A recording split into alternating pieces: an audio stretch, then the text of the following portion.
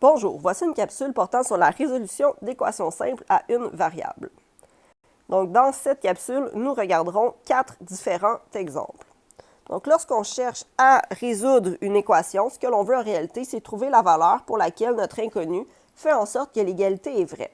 Donc, dans ce cas-ci, mon inconnu, je l'ai 2 fois. Et à ces 2 fois-là, j'en ai enlevé 6. Et à tout ça, je l'ai divisé en 4. Donc, lorsqu'on veut aller trouver notre égalité, ce qu'il faut se souvenir, c'est que notre égalité, en fait, c'est comme une balance. Donc, de chaque côté, j'ai exactement la même quantité. Et pour arriver à trouver la valeur de notre inconnu, bien, ce qu'il faut faire en réalité, c'est enlever tous les nombres qu'on retrouve autour. Et la façon dont on va procéder à ce moment-là, bien, c'est tout simplement d'enlever les nombres en faisant les opérations contraires. En commençant par l'équation qui est la plus loin de la boîte. Donc, dans ce cas-ci, c'est la raison pour laquelle j'ai encadré chaque opération une par une. Je vais commencer par enlever l'opération qui est dans la plus grosse boîte. Donc, dans la plus grosse boîte, j'ai divisé par 4. Donc, le contraire de diviser par 4, bien évidemment, c'est multiplier par 4. Et ce que je fais d'un côté pour garder mon égalité vraie, je vais aller le faire de l'autre côté. Donc, à partir de là, je vais multiplier 12 par 4, ça fait 48. Et de l'autre côté, bien, comme je divisais par 4 et que je remultiplie par 4, ce que ça fait, c'est éliminer l'opération qu'on avait. Donc, ce qu'il me reste, c'est 2n moins 6. Dans ce cas-ci, la parenthèse, je n'ai plus besoin de la mettre, puisque le divisé par 4 est disparu. Donc, ma deuxième boîte, si je regarde, donc j'avais mon n 2 fois moins 6. Donc, l'opération que je vais vouloir enlever maintenant, c'est le moins 6. Pour ce faire, je vais ajouter 6. Et ce que je fais d'un côté, je vais le faire de l'autre. Et à ce moment-là, 48 plus 6, bien, ça donne 54. Donc, 54 du premier côté. Et de l'autre côté, le moins 6 et le 6 sont éliminés. Ce qu'il me reste, c'est 2n. Et là, bien, j'ai 2 fois la valeur de ce que je recherche. Donc, pour arriver à trouver la valeur manquante, bien, à ce moment-là, je vais diviser par 2. Et si je divise d'un côté, bien, je vais diviser de l'autre côté aussi. Et là, 54 divisé en 2, ça donne 27. Et c'est égal à n, soit la valeur de mon inconnu. Habituellement, ce qu'on va faire, c'est réécrire n égale 27 à la fin, puisque on lit de gauche à droite. Je vais pouvoir valider. Est-ce que 12, c'est bien égal à 2 fois 27 moins 6 divisé en 4? Donc, je vais aller faire mon calcul. 54 moins 6, ça donne 48. Et 48 divisé en 4, ça donne bel et bien 12. Si on regarde l'exemple suivant, donc même procédé, je cherche la valeur du n. Le n, en réalité, je l'ai une demi-fois, auquel j'ai ajouté 28. Donc, la première chose que je vais vouloir faire, encore une fois, tout ce que je fais d'un côté de l'égalité, je vais vouloir le faire de l'autre côté aussi.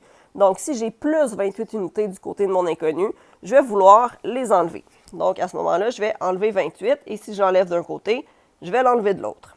Donc, ce qui me reste, c'est une demi-n et de l'autre côté, 2.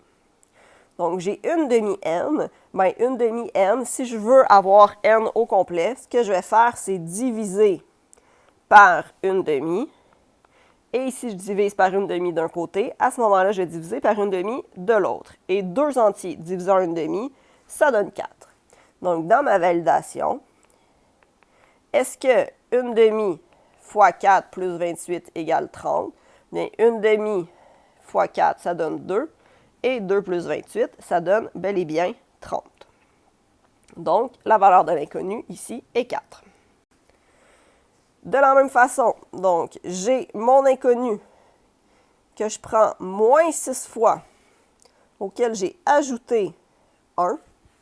Donc, ce que je voulais faire, et cela, c'est équivalent à moins 29.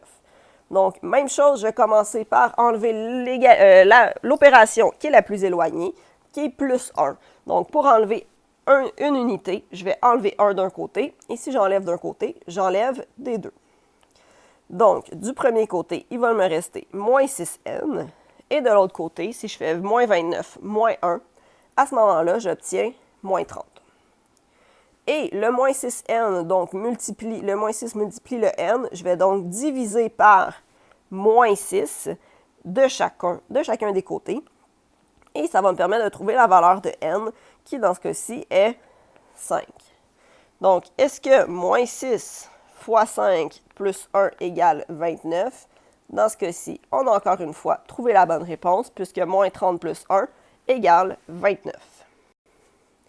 Finalement, j'ai moins 5b sur 2, qui est égal à 40. Donc, première chose peut-être à savoir, lorsque j'écris une fraction, je peux l'écrire de cette façon avec le moins devant, ou encore avec le moins à la hauteur du 2. C'est exactement la même chose. Donc, ici, le moins, je vais vraiment aller le prendre avec le 5, peu importe comment il est écrit au départ. Et tout ça est divisé par 2. Donc, dans ce cas-ci, ce que j'ai dans la plus grande de mes boîtes, c'est le divisé par 2. Et le contraire de divisé par 2, bien, c'est fois 2. Donc, je vais commencer par multiplier par 2 de chaque côté. Il va donc me rester moins 5b, qui est égal à 80. Par la suite, j'ai donc moins 5b. Je vais donc diviser par moins 5 de chacun des deux côtés. Et je vais obtenir à ce moment-là b, qui est égal à moins 16. Et je vais donc pouvoir aller faire ma validation. Donc, dans ce cas-ci, moins 5 fois moins 16 sur 2 est égal à 40. Deux nombres négatifs multipliés ensemble donnent une réponse positive. Et 80 divisé par 2, ça donne bel et bien 40. Merci!